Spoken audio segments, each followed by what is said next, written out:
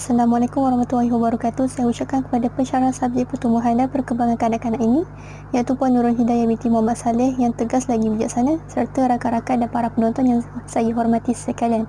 Di sini, saya Narisha binti Jaafar, pelajar KPIJ kos Diploma Pendidikan Awal Kanak-kanak nombor metrik KAD 21050727 ingin membentangkan mengenai tajuk prinsip dan faktor yang mempengaruhi pertumbuhan dan perkembangan kanak-kanak. Baiklah, kita mulakan dengan bahagian pengenalan di mana pertumbuhan dan perkembangan si kecil merujuk kepada turutan perubahan fizikal, bahasa, pemikiran dan emosi yang berlaku pada kanak-kanak dari lahir hingga awal dewasa. Yang kedua, seseorang kanak-kanak berkembang daripada kebergantungan kepada ibu bapa atau penjaga mereka untuk menjadi seorang yang lebih berdikari. Yang ketiga, proses ini sangat dipengaruhi oleh faktor-faktor genetik iaitu gen yang disebarkan daripada ibu bapa mereka dan peristiwa semasa kehidupan pranatal. Ianya dipengaruhi oleh fakta alam sekitar dan kapasiti pembelajaran kanak-kanak.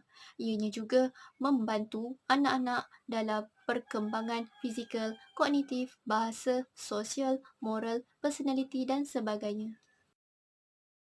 Baiklah, apa itu pertumbuhan? Pertumbuhan merupakan perubahan yang bersifat kuantitatif iaitu perubahan saiz dan struktur dalam aspek fizikal dan mental untuk mencapai kemuncak apabila individu matang.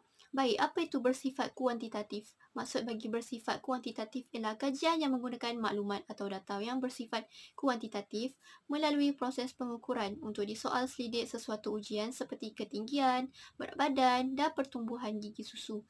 Yang kedua, kuantiti perubahan dapat dilihat dengan nyata atau dapat diukur berdasarkan peringkat-peringkat pertumbuhan melalui teknik antropometri. Okey, apa itu teknik antropometri? Teknik antropometri itu ialah kajian pengukuran tubuh manusia.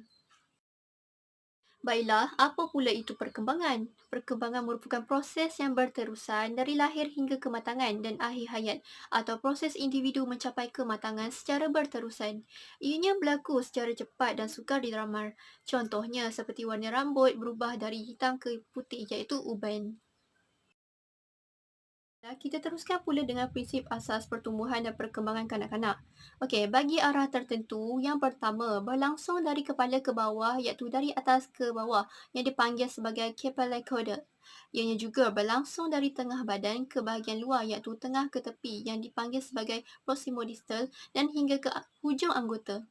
Yang ketiga, bergantung kepada kematangan dan pembelajaran yang ada di persekitaran mereka. Ianya juga berlangsung daripada mudah iaitu konkret kepada yang lebih kompleks. Yang kelima, pembesaran dan perkembangan kanak-kanak adalah satu proses yang berterusan. Pembesaran dan perkembangan kanak-kanak juga berlangsung daripada umum ke spesifik iaitu khusus. Dan yang terakhir, kadar pembesaran dan perkembangan yang tersendiri. Baiklah, bagi susun atur perkembangan adalah sama pula ialah prinsip umum spesifik iaitu khusus bayi hingga alam dewasa di mana pergerakan otot besar kepada otot lebih kecil. Contohnya seperti bayi menggenggam objek besar kecil dengan menggunakan jari jemari dan koordinasi mata secara berperingkat dan berbeza mengikut keupayaan.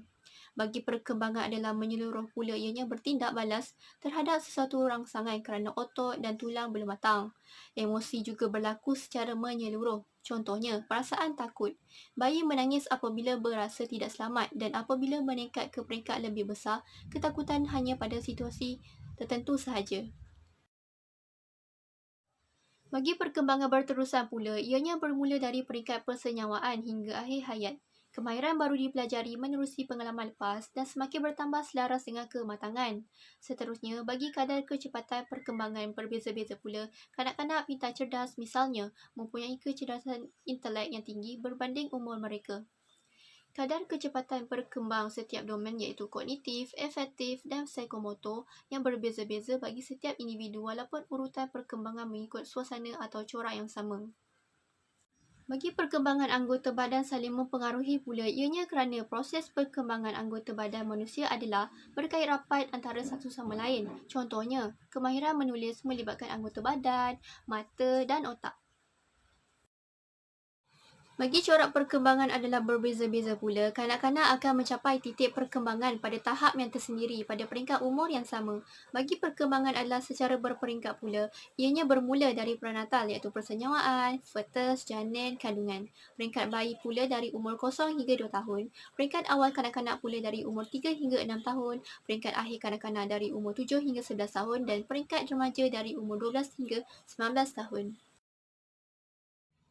Di sini, saya lampirkan peringkat-peringkat perkembangan prenatal dalam kandungan dari usia 1 minggu iaitu embrio, usia 2 bulan, organ-organ mula membentuk. Usia 3 bulan pula, semua tulang dan organ berfungsi dengan baik. Usia 4 bulan pula, rupa bayi mula kelihatan. Usia 5 bulan pula, lapisan lemak mula tumbuh untuk mengawal suhu tubuh bayi sewaktu lahir. Usia 6 bulan pula, jantina bayi sudah dapat dikenal pasti. Usia 7 bulan pula, semua organ dan tubuh bayi semakin sempurna. Usia 8 bulan pula, bayi sudah berada di tahap pematangan dan usia 9 bulan pula, bayi sudah membesar sepenuhnya. Terdapat perkembangan normal dan perkembangan tidak normal pada bayi yang baru lahir sehinggalah berumur 2 tahun. Bagi dari lahir hingga 4 minggu, perkembangan normal akan berlaku apabila bayi yang baru dilahirkan akan tangan dan kaki bergerak aktif dan perkembangan tidak normal pula, tangan dan kaki tidak bergerak aktif. Dari 4 hingga 6 minggu, perkembangan normal dapat mengawal keseimbangan kepala manakala perkembangan tidak normal pula tidak dapat seimbangkan kepala. Dari 6 minggu hingga 3 bulan pula, pada perkembangan normal bayi berupaya mengangkat kepala ketika menyerap dan pada perkembangan tidak normal pula tidak berupaya untuk mengangkat kepala dan menoleh ke kanan dan ke kiri. Bayi dari 3 bulan hingga 6 bulan pula, pada perkembangan normal bayi boleh menyarap manakala perkembangan tidak normal jika bayi masih tidak boleh menyarap.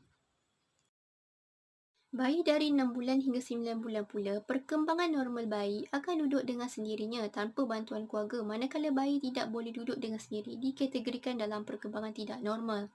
Dari 9 bulan hingga 10 bulan pula, bayi mula belajar merangkak dan ada juga bayi yang sukar ataupun tidak boleh merangkak. Dari 10 bulan hingga 12 bulan pula, bayi mula berdiri dengan sendiri dan ada juga bayi yang tidak dapat berdiri dengan sendiri itu dikategorikan dalam perkembangan tidak normal. Dari 1 tahun hingga 2 tahun pula, bayi ada yang boleh berjalan dengan mudah dan ada juga bayi yang masih tidak dapat berjalan. Baiklah, kita teruskan pula dengan faktor yang mempengaruhi pertumbuhan dan perkembangan kanak-kanak. Pertama, iaitu baka. Baka merupakan faktor keturunan ataupun faktor pembawaan yang diwarisi daripada sifat-sifat genetik keluarga, ibu dan ayah. Individu akan mempunyai sifat-sifat ibu dan ayahnya seperti saiz fizikal dan warna mata yang dipengaruhi oleh keturunan gen dominan dan gen resesif. Yang kedua pula ialah faktor persekitaran di mana persekitaran merupakan faktor yang datang dari dua individu seperti pranatal, pemakanan, keluarga, persekitaran, sekolah dan pengaruh rakan sebaya. Secara rumusnya, persekitaran kanak-kanak dan pembelajaran yang berlaku hasil daripada pengalaman kanak-kanak banyak menentukan sama ada kanak-kanak akan mencapai perkembangan yang optimum ataupun tidak di mana sesuatu persekitaran yang memberasakan dan memberi pengalaman yang pelbagai akan membenarkan kanak-kanak untuk mengembangkan potensi mereka. Sekian itu sahaja penerangan dari saya. Assalamualaikum warahmatullahi wabarakatuh.